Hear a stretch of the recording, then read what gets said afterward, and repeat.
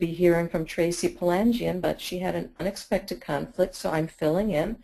I will try to fill her very large shoes, and I look forward to hearing your questions at the end of my presentation.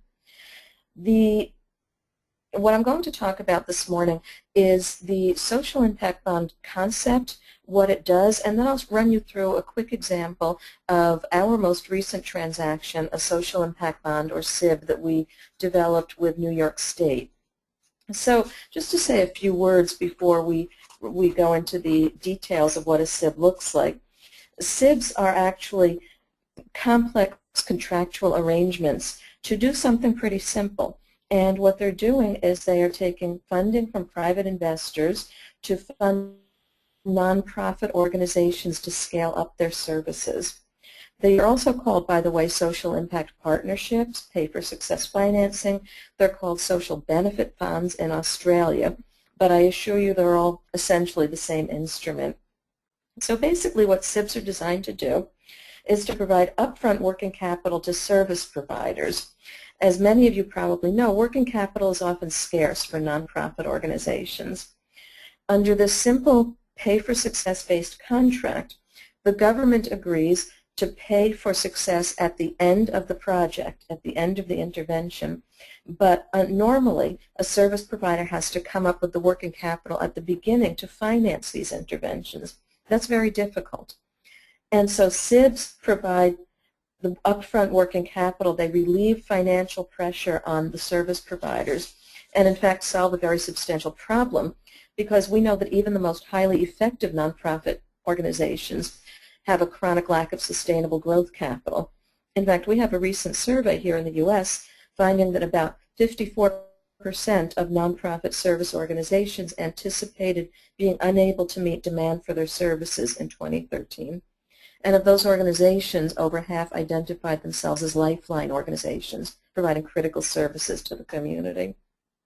So SIBs, in fact, transfer financial risk of failure to the private investors who invest in the SIB, and they are much better equipped to handle the risk of failure than nonprofit service organizations. This arrangement allows these organizations to focus on what they do best, which is providing a service, rather than spending their time fundraising. A few other features of SIBs that I just want to mention. SIBs also direct private investment toward prevention-based interventions in the social sector.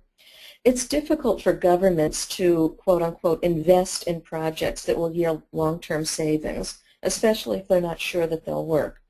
And in fact, governments have been described as being good at providing ambulance services at the bottom of cliffs for those who fall, but they tend not to invest in building fences at the top of the cliff to prevent the falls in the first place. And it's that gap that SIBs like to fill. SIBs direct resources to prevention-based interventions. Second, SIBs direct resources to what works. Under a SIB, the government pays only for good performance, for performance with demonstrated outcomes of success. And in order to determine what works, SIBs are based on a mountain of data, because the idea is that only if results are measured rigorously, and this rigorous measurement shows positive outcomes, then investors get their money back. Then and only then do the investors get repaid. So this emphasis on outcomes is somewhat different from a traditional method of measuring inputs or outputs, like headcount, how many people participated in a program. We're really trying to get at how were people's lives improved as a result of the program. What are the real outcomes? And in the U.S., as in many countries, there have certainly been a lot of efforts at the federal level to make decision-making more evidence-based. We still know that that's not always happening.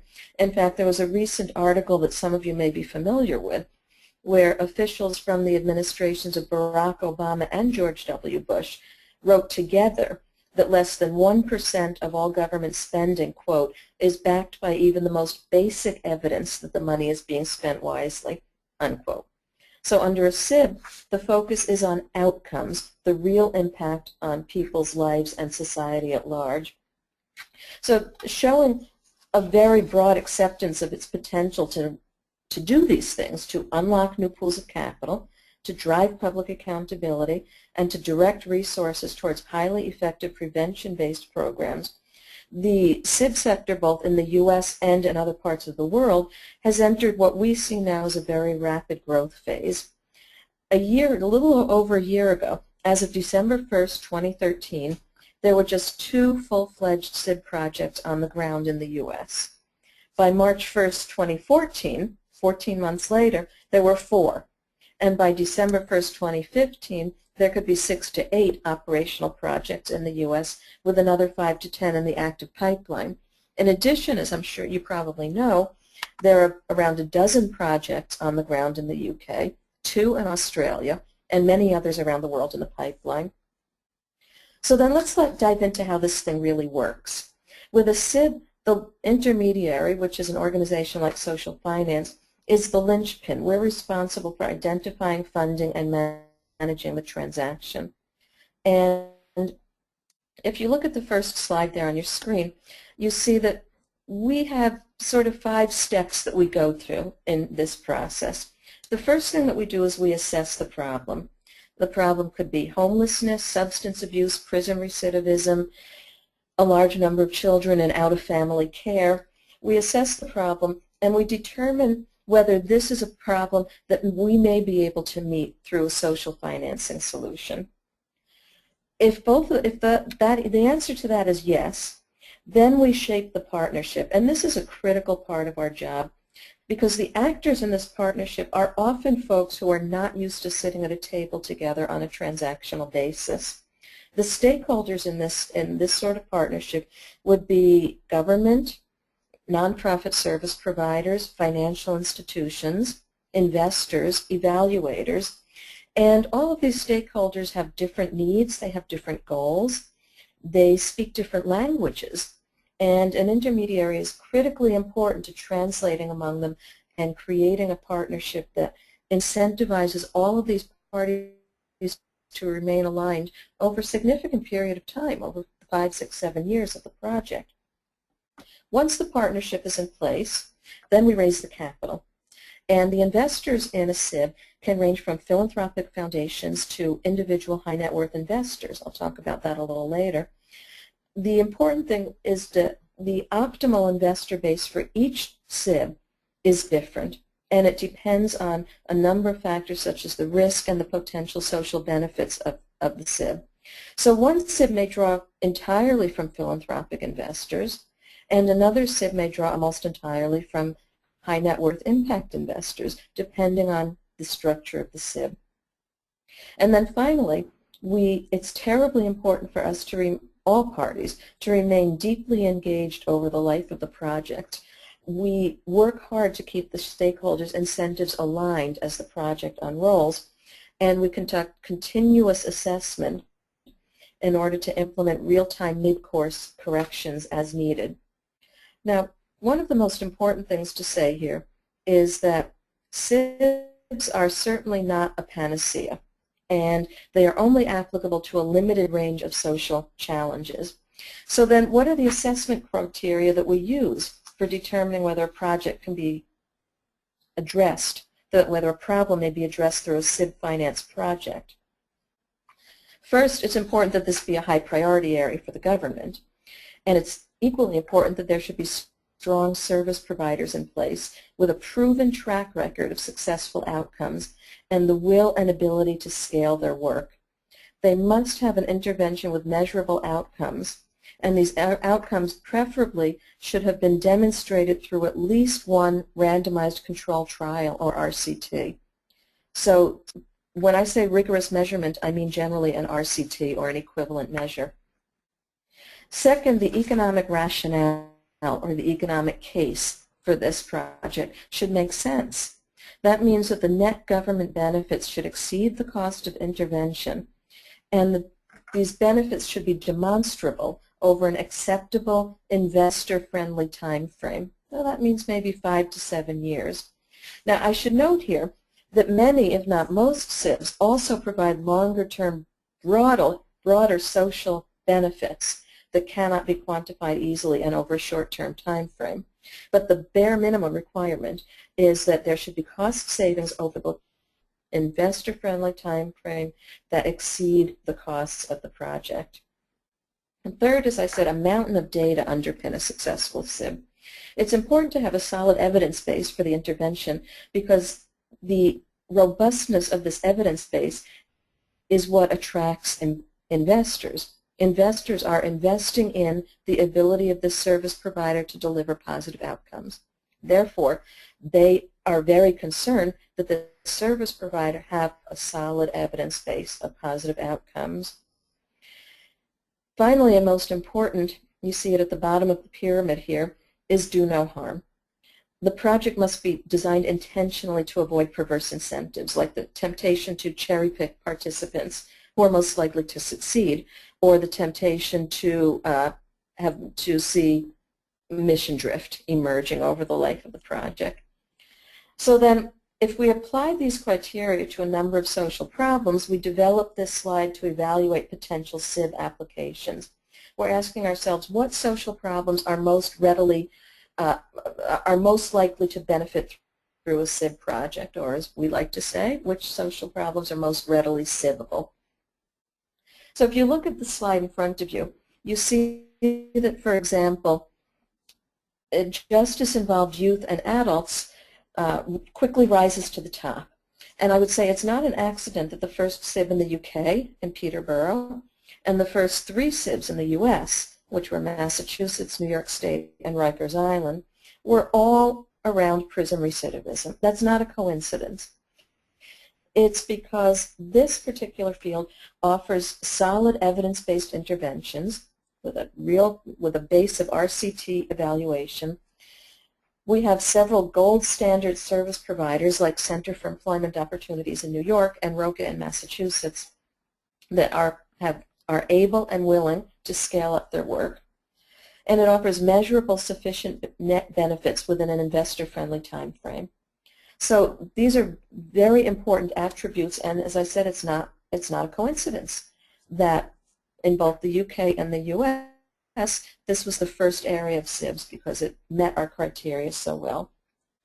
It would be much more difficult to develop a SIB project, for example, in job training for hard-to-employ individuals, which you see further down on the slide. It's uncertain whether the evidence base for these interventions is solid enough for a SIB. We just don't know that these interventions work well enough to provide an evidence base for a SIB, and we just don't know whether they would generate sufficient net savings within the investor's time frame.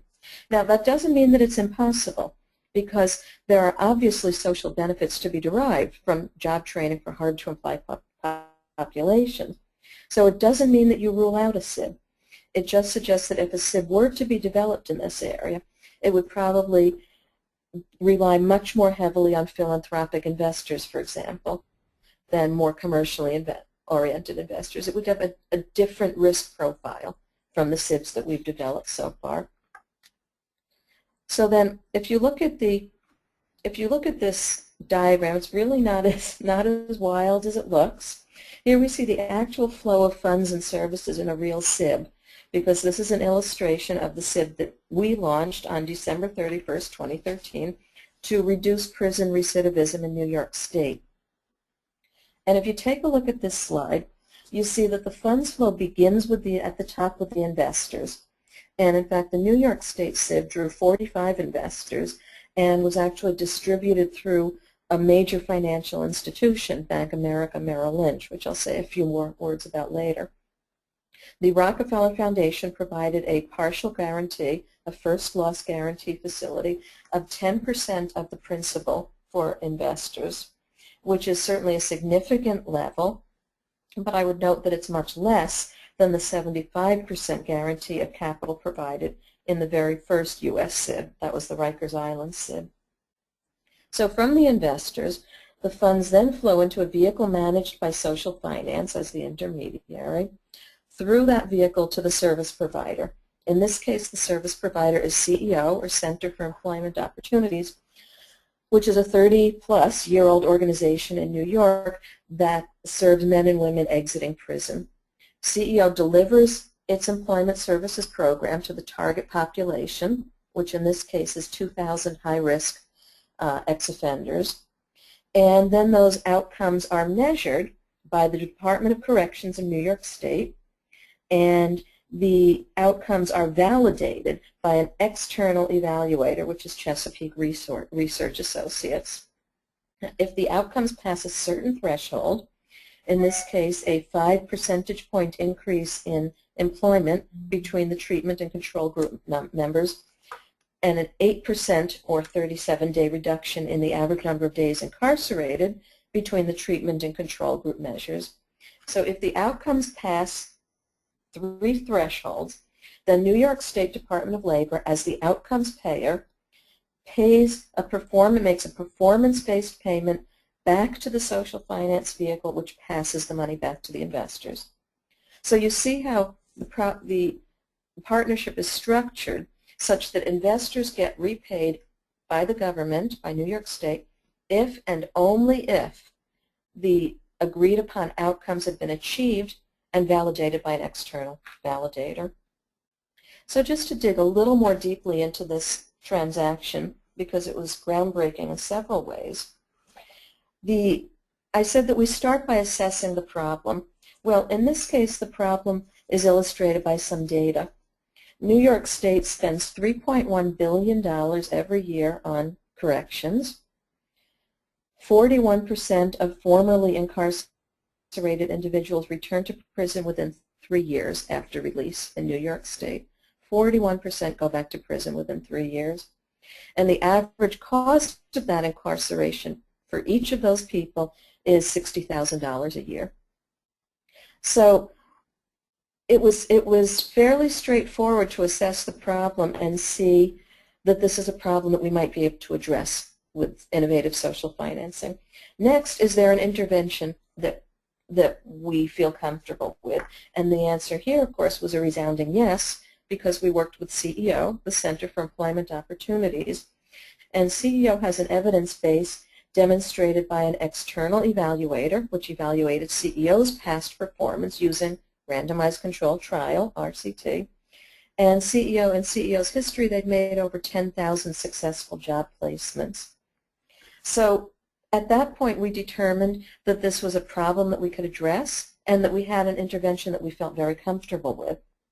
So the next step was to structure the partnership and the transaction, which we did by agreeing that the intervention would serve 2,000 people over a 5.5-year period, and that New York State would pay for the outcomes with public sector savings that could equal close to $8 million. So in the transaction, we raised $13.5 million from 45 investors, and as I said, this was the very first SIB transaction that was distributed through the private wealth distribution platform of a major financial institution. We're excited about that because we think that it demonstrates that SIBs can indeed be used to unlock a new and potentially vast pool of capital. We always talk about the constraints on capital and funding from government and philanthropy. And in fact, while U.S. philanthropy channels about $300 billion to the social sector every year, and social spending by government amounts to over $4 trillion, the pool of investable assets in the U.S. stands at more than $33 trillion. So U.S. philanthropy, $300 billion. Government, $4 trillion. Investable assets, $33 trillion. And high net worth individuals, who are the most likely source of capital for this kind of financing, have potential investment resources estimated at $12.7 trillion in North America alone. And I would add that funds invested into SIBs are recyclable, as the investors receive a positive return on their capital if the project delivers successful outcomes. And indeed, studies show that there is a high level of interest among these high net worth investors, especially of the younger generation, in generating social as well as financial returns from their investments. In fact, one recent survey found that nearly half of respondents who are high net worth investors, 46%, feel so strongly about the impact of their investment decisions that they would be willing to accept a lower return from investments if the investment had a greater positive impact. 44% would be willing to take on higher risk if their investment had a greater positive impact on society. So I would just wrap up this portion by saying that SIBs are very complicated and they're not easy. There's a lot of moving parts and a lot of diverse stakeholders. They are complex to work out. But then so are the social problems they're designed to address. They're equally complex. And what's exciting in a SIB is that investors benefit if and only if society benefits. Returns are only generated because lives have been improved. So our job as the intermediary is to bring together all of these stakeholders to form what we like to think of as an uncommon partnership in pursuit of common goals. So at that point, I'll pause, and I think that Stacy has some questions lined up for me. Thank you so much, Jane. That was a really good presentation with a lot of information for everyone to process, I think. I already have a few questions, but at the same time, I would like to invite everyone to use the control panel. There is a question box there, so you can type in your question directly, and I will post them to Jane. Okay, to start off, we have a question on whether there is a how-to manual on establishing social impact bonds with governments and funders, especially for emerging market social impact bonds. That's a great question, and I would direct you to a few different resources. The first is in the UK. The UK, there's a UK Center for Social Impact, for Impact Investing and Social Impact Bonds, and they've developed something called the SIB Knowledge Box that they actually have online, and that knowledge box has various templates for contracts. It has templates for how to commission a social impact bond, and an enormous amount of information that it's not quite a how-to manual, and of course a lot of the specifics will differ from country to country. In the U.S. it even differs from state to state because legislation is different from state to state. But the SIB Knowledge Box from the UK Cabinet Office is a good place to start. We also have we have decided to be as transparent as could possibly be with our New York State transaction. And we actually have on our website, which is socialfinanceus.org, we actually have a fact sheet about this New York State transaction, and we have a copy of the contract that we signed, the big contract and all of the data on the transaction. So our goal of putting that online is that people who are trying to start SIBs in other countries will be able to use that as a resource. So I hope that you'll take a look at that, as well as the SIB Knowledge Box that's run by the UK government. Okay, fantastic. So another question is with regards to whether there are any specific reason to fund only non-profits when for-profit entities have shown far better implementation success. That's a very good question, and I'm not sure I have a great answer to it. I think that the only response really is that the nonprofit sector has been so starved for capital because by definition it doesn't return capital to its investors, whereas a for-profit business does have the opportunity to do that. So there may be a sense that we are focusing on the greatest need first. With that said, I'm not sure. One thing that I was chatting with Stacy about before we started was I commented that SIBs are evolving every day. Our own SIB, the one that we launched in December, is very different from the most recent one, which was launched in Massachusetts just a few weeks later. The structuring is very different. The capital structure is different. The investor structure is different. Every SIB that's coming out these days is different and hopefully improved because we're learning a lot of lessons from the early ones. So with all of that said, I would say there's no reason to say that it's impossible to consider SIBs being used to finance for-profit businesses. It's just not where the model is right now. Okay, I have a lot of technical questions coming in actually, but before that, I have a question on whether social impact bonds are just completely different from traditional corporate bonds. From traditional what kind of bonds? Corporate. What do you mean by that? Yeah, maybe the asker would like to clarify to with regards to are there any specific points that he would like you to address on that? Well, I Yeah. can certainly, Sorry, go ahead. if the question is whether SIBs are actually bonds, the if they're different from traditional bonds, the answer is probably not. The SIBs are very different from a traditional bond. They probably sit uncomfortably between debt and equity, to be perfectly honest, because unlike a bond, they don't have a fixed interest rate.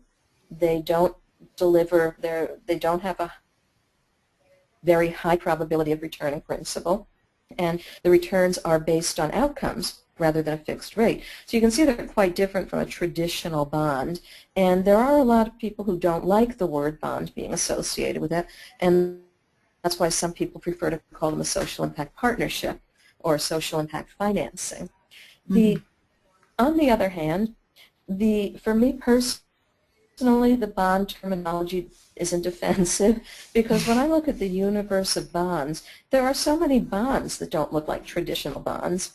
If you think about a junk bond doesn't carry a very high probability of returning principal. A convertible bond has a lot of features of debt and equity. So there are an awful lot of bells and whistles attached to traditional bonds as well. I think that for the moment, the SIB terminology is pretty generally accepted, even though I think we do mostly understand that it's not really a bond. I don't know if that was your original question, but it's a good question. Okay, I have a few questions with regards to how investors get interest or profit over time, and how is the CEO incentivized, and what is the cost of running I'm the? sorry, Stacy, are you speaking? I think I lost you. Oh, okay. Can you hear me now? Hello, Jane. Okay, I can hear you now. Thank you. Okay, Yeah, okay. now I can hear you. No worries. I was mentioning that we have a few questions with regards to how do investors get interest or profit over time, and how is the CEO incentivized, and what is the cost of running the social impact bond vehicle? I think there's one more question Okay, with, which is a so bit related to this. If the CEO delivers its forecast savings to NYIS, what is the rate of return which is expected to flow to the investors? Yeah, okay, I'll stop there. okay, so to make sure I have it right, how do the investors get their profit over time? Yes, How is CEO incentivized? Was yes. there a third one that I missed? What is the cost of running the vehicle there as the SIP Oh, vehicle? okay. Okay. So how do investors receive their profit over time? Well, again, this depends on the different SIB transaction, and many of them do it differently. In some SIBs that I've seen, there are interim payments to investors over the course of the transaction. In others, investors don't receive any payments until the time period is up and the project has been determined to deliver the positive outcomes. So that's really an it depends kind of answer. It depends on the structure. And in most cases, when the project is completed and those outcomes have been evaluated and validated, then the government will provide the funds to the social finance vehicle, and social finance will make the payments back to the investors. With regard to how CEO is incentivized, that's an interesting question because, again, this differs in different transactions. The way that we chose to do our transaction was that we chose that CEO would not have any financial pressure at all. So CEO was not on the line to raise any of the capital. The CEO was not responsible for that. They were simply responsible for delivering their services.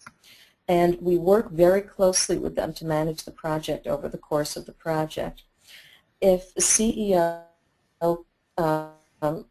stopped performing, then there is a clause where they could be removed as the service provider under the contract. That's not something we could remotely envision happening, but there is a clause to enable that. If we stop performing, if social finance stopped performing, there's also conditions under which we could be removed from the contract, and we could be replaced by another intermediary. So there are incentives to keep everybody at the table and performing to the top of our ability. I would add certainly that from CEO's point of view in particular, this only allows them to serve 2,000 more formerly incarcerated individuals over the next 5.5 years. If they don't perform properly, just like any other borrower, they will not receive additional funding to serve more people in the future. So that's the way that the SIB works in order to align everybody's incentives so that we're all working together. What is the cost of running the vehicle? That's a good question. The setting up the vehicle itself is minimal. It's a legal vehicle. The cost of running the project itself, we estimate at no more than 10% of the investment proceeds, and that cost covers all of our costs. It covers legal costs. It covers data management and evaluation costs. So we estimate that at no more than 10% of the capital raise. And finally, you asked about if the CEO were to achieve all of its savings, is there a rate of return? And there I really have to say that's a moving target, because the rate of return will vary tremendously depending on how well CEO performs in achieving its targets. If the threshold rates are not achieved, and that's the 5% and the 8% thresholds that I mentioned earlier to you, if those are not achieved, then the investors receive nothing. Their rate of return is zero, and they face complete loss of principal. There's usually a maximum rate of return baked into SIB transactions. For instance, in Peterborough, I think the maximum rate is 13.5%. So there's usually a maximum rate baked into it, above which investors cannot receive any more return, even if all the positive outcomes are optimized. Okay.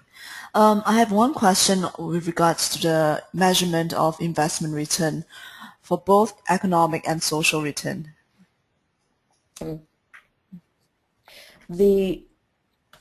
So you're asking, how is it done? Yeah, how does social finance measure the social impact and also the economic returns? Mm-hmm. That's an interesting question, because there are so many things that go into this, and we're quite certain that we don't capture all of those returns. For example, one of the benefits of reduced prison recidivism is a lower crime rate. People feel safer on the street. We know that that's there, but we feel that it's virtually impossible to quantify.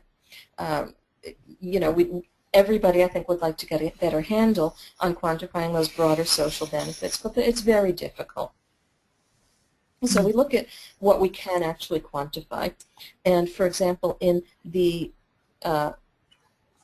New York State transaction, for example, we quantify things like the reduced bed cost of incarceration from a prisoner who does not recidivate, who does not go back to prison.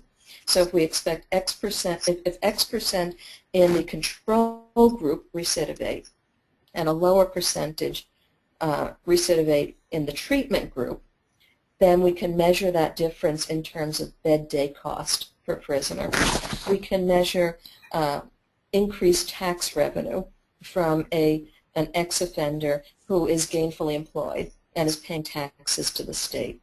We can measure reduced costs to the criminal system, aside from bed days or incarceration. So again, if an ex-offender does not recidivate, then we can measure the reduced cost to the correction system of that prisoner because he stayed out of prison. So a lot of things get mixed into this, and of course it varies with each transaction and each issue area in for example, in a SIB that's used to, if we turn away from prison for a moment, think about a SIB that's used to finance work on maternal health with low-income first-time mothers. Those low-income first-time mothers are at much higher risk for premature delivery, for developmentally delayed children, for a lot of things that will cost the state a lot of money. So we can, again, we can measure the savings associated with having fewer preterm deliveries, with having to provide fewer special needs services for children.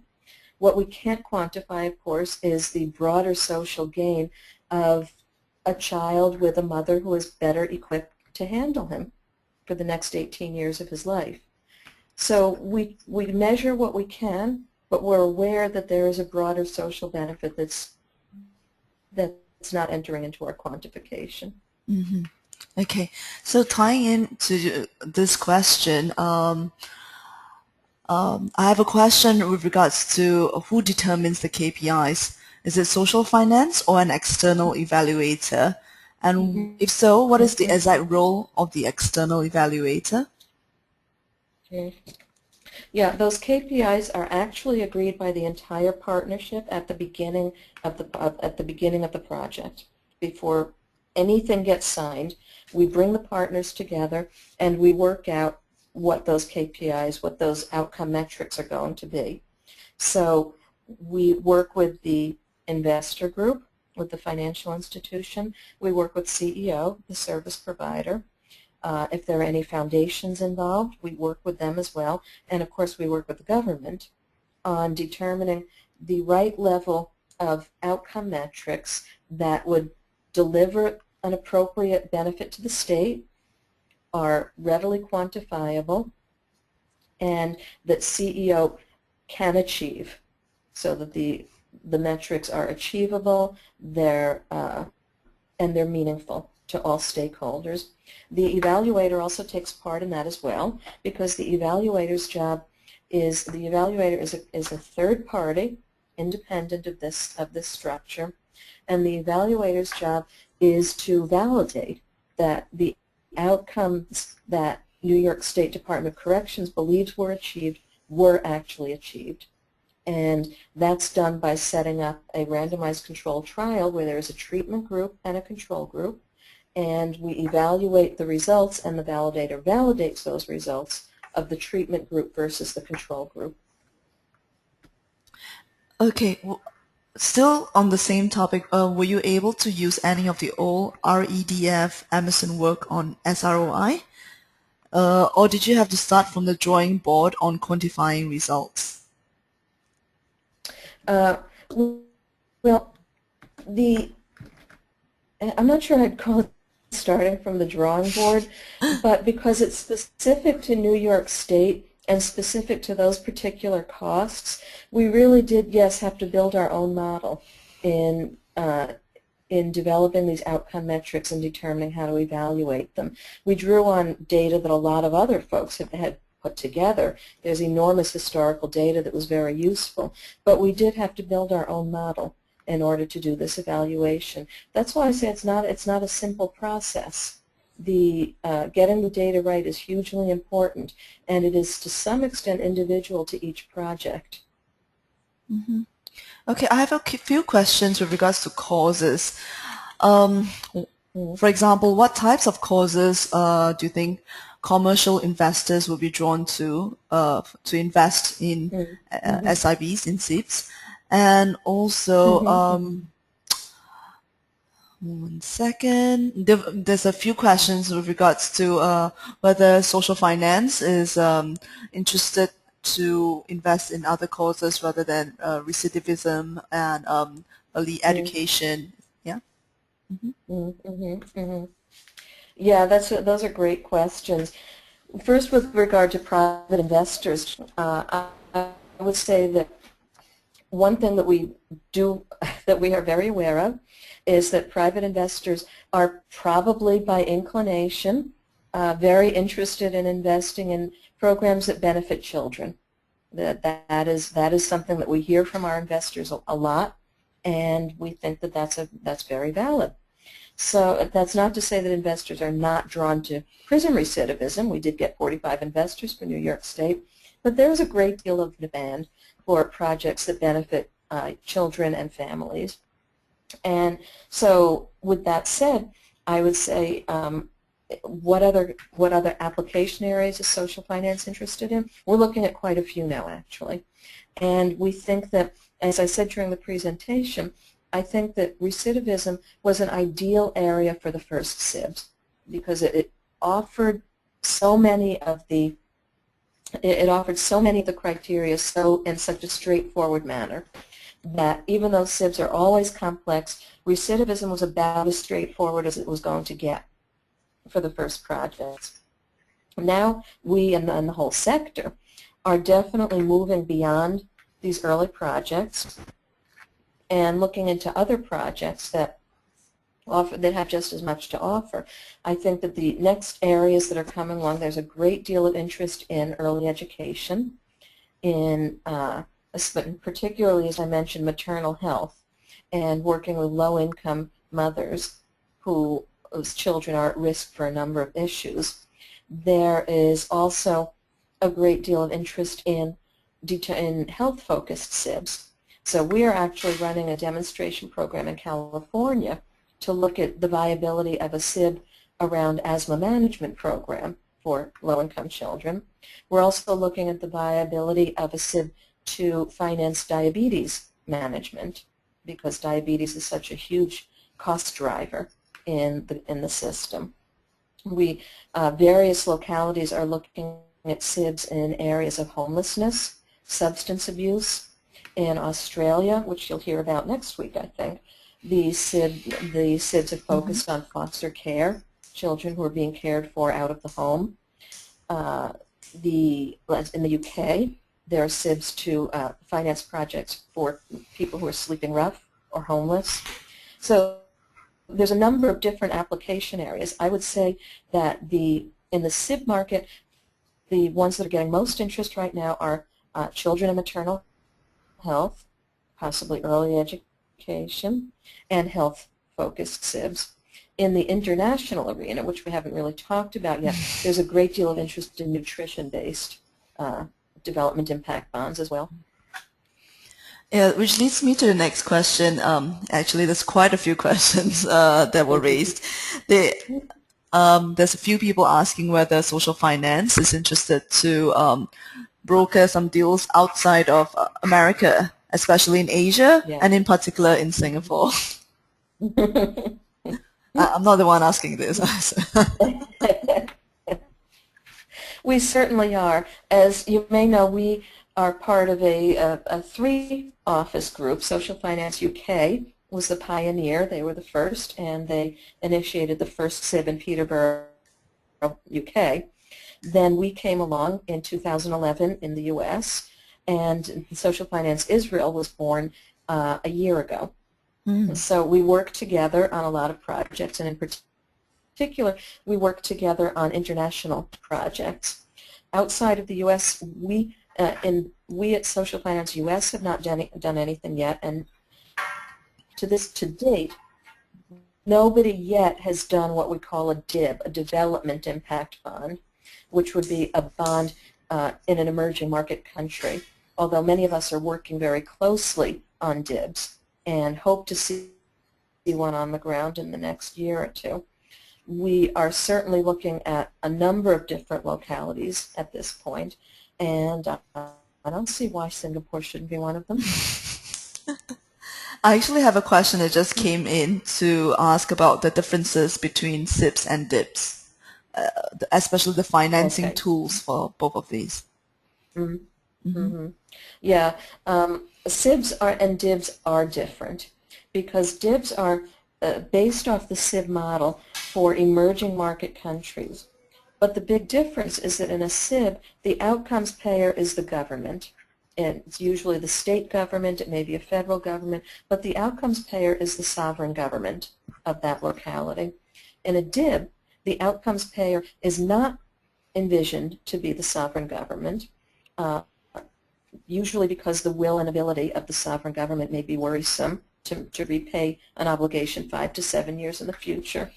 So in a DIB, the outcomes payer is expected to be multilateral financial institutions, foundations, possibly multinational corporations.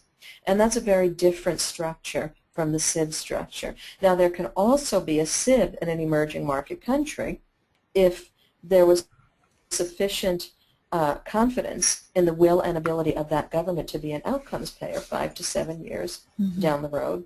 So those are two options. There are several DIBs that are being developed now for sub-Saharan Africa, and in those particular structures, the outcomes payer will be multilateral organizations and foundations with perhaps some multinational corporations as well.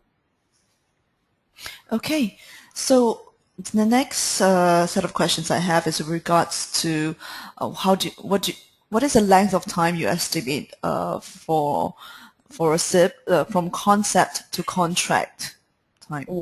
And who do you think are the stakeholders, the minimum stakeholders that have to come together to kickstart the process? Okay, an interesting question.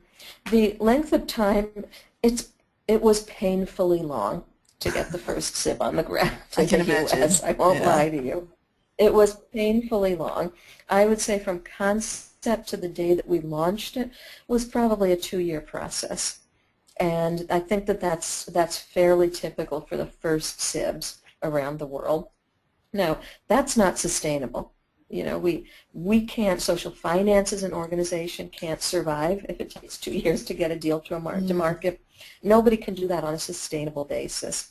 Fortunately, we're pretty confident that SIB number 2 and SIB number 3 and SIB number 5 will take much shorter periods of time in order to launch. Now that we have the templates for contracts, we have a great deal of experience. We understand the risks and how to mitigate those risks much better than we did 2.5 years ago. But I would say to somebody who was thinking about launching a SIB program in a country that's never seen one, I would say it's a 1 to 2 year process, certainly. And then down the road, it should become much quicker and much easier. In terms of minimum stakeholders to come into the SIB, I think that that's an interesting question. Actually, SIBs have been originated in different places. In the U.S., it's generally the government that originates them, but it can also be a service provider that can start. And one of those folks will get the ball rolling. We're involved in developing some in the international arena now, kind of from the ground up. And each of those originated in different places. One of them originated with a nonprofit service provider who contacted us and said, "What do you think about this? Could we do a SIB to finance this?" Another was from an entrepreneur in a particular country who had gathered a group of political folks around him in his country and contacted us and said, "We've got some foundations and we've got some need here. Can you work with us on putting the financing together?" And so they really originate, and in other times, of course, it's the government that says, "We want to develop a SIB around X issue area." So it can start in different places, and I think that what you really need to get started is a government or outcomes payer, an intermediary who can steer you along the path, and pretty early down the road, a service provider with the will and ability to actually provide the program on the ground. Okay. I have a question which I think you actually just answered. The asker was asking, how easy is it to convince the governments about the idea? But also, who was the thought leader in the U.S. for this? How easy is it to convince the government? It really depends. It really depends. I mean, some governments are banging on the door begging to issue one of these, and some governments are very skeptical, and the skepticism arises from, rightly so. A SIB takes a lot of time and effort on the part of a government that's never done it before. These are contracts that are written in ways that they've never done before. The government really has to invest some time and effort in it, and some simply are not convinced that it's worth it. On the other hand, there's an entity in the U.S. called from the Harvard Kennedy School, it's called the SIB Lab, and they provide free pro bono technical assistance to governments around the country that are interested in doing SIB programs. And a little over a year ago, they actually ran a competition, and they asked governments around the country to apply for this pro bono technical assistance. Wow. And they got 28 applications for only 10 spots. And that was a year and a half ago when the market was much quieter than it is now. So there is no shortage of governments at this point that are keen to look at this, although, as I say, some of them are nervous about the time and effort put into it. Who has been the thought leader in this market? I think that there are a lot of folks. I think that certainly our counterparts in the UK, Social Finance UK, and Toby Eccles, Sir Ronald Cohen, David Blood, they really gave birth to the concept. And then there have been folks in the U.S. like us, and the Rockefeller Foundation has played a tremendous role in helping to develop the ecosystem for the market. So Rockefeller and other foundations have been enormously active in this market. I'd say that those are the main players thus far. Okay. What do you think is the minimum SIB size in order to be sustainable and attract investors' interest? Mm-hmm. Now, that's a good question. We're thinking that, an ideal SIB size is probably above $20 million. But with that said, we think it's very possible to do a SIB transaction of $10 to $15 million, certainly. As I say, though, these are not easy transactions. They're not simple. They're complex. They take a significant amount of manpower to get off the ground. So there certainly is a minimal level at which the transactions costs simply are not worth it anymore. And I'm not sure exactly where that level is, but I would say $15 to $20 million is probably a fairly good number. Okay, maybe we could just go back to DIBs again, because there's quite a few questions that went back to that. Can you advise the sources of information on the first DIBs implemented in Africa? And how can social finance potentially cooperate with development agencies in delivering DIBs? And this one, I'm not so sure, but I think you might know. To your knowledge, does the GPOBA work with SIBs or DIBs? And is there a common synergy between the work? Yeah. I'm sorry, I'm not familiar with what is the GPOPA? GPOPA, yeah. Okay, so maybe we can drop this question because I've asked the asker to, what is that? I haven't received a response on that. Yeah. Oh, okay. I think he's just answered. Global Program on Output-Based Aid. It's from the World Bank. Okay. Yeah. Right, okay. Right. Okay. I know what you mean. All right. So in terms of DIBs, the best source is a group called the DIB Working Group, and if you go online and find the DIB Working Group, they actually prepared a fairly comprehensive report on DIBs about 6 months ago, maybe. They have it online for you, and it's also on our website if you want to find it there. As yet, there has been no DIB put on the ground anywhere in the world. So I can't give you sources on what they look like because we don't have them yet. There are several groups that are working on it. One of the groups that's working on it is Dahlberg in Europe, and the DIB that they're putting together is a DIB to prevent malaria in Mozambique. And they're working with a consortium group that includes the Mozambique government, a couple of international development organizations, and a couple of multinational corporations as well. And they put together this consortium group to work on this DIB. But the DIB Working Group is the best source of information on that. In terms of the question about social finance and development agencies, we're actually working quite actively with development agencies right now. Social Finance US and Social Finance UK are, in order to start putting together DIBs or SIVs for that matter, in emerging market countries. And again, we feel strongly that investors are not a constraint there. It's our experience that there's a really good network of investors who are interested in putting their money to work, both financially and socially, in developing markets around the world. And development agencies play a very important role there. They can play a role as investors, as outcome payers, and perhaps most important, they provide a very strong carrot and stick to the government involved, because most emerging market countries want to have good and close relationships with the international development agencies and the multilateral institutions. So they're very important partners in this, and we are working closely with them. In terms of output-based aid, yeah, that's interesting, because that is very closely related to the work that we're doing. The difference is, of course, is that a DIB would be, the capital is recyclable. When a DIB proves successful, then the outcomes payer repays the money to the investors, and the investors reinvest in another development project. So it's genuinely investment as opposed to aid flows. But you're absolutely right. The concept of pay for performance is quite similar. Okay, it's actually past 11 o'clock already, and thank you so much, Jane.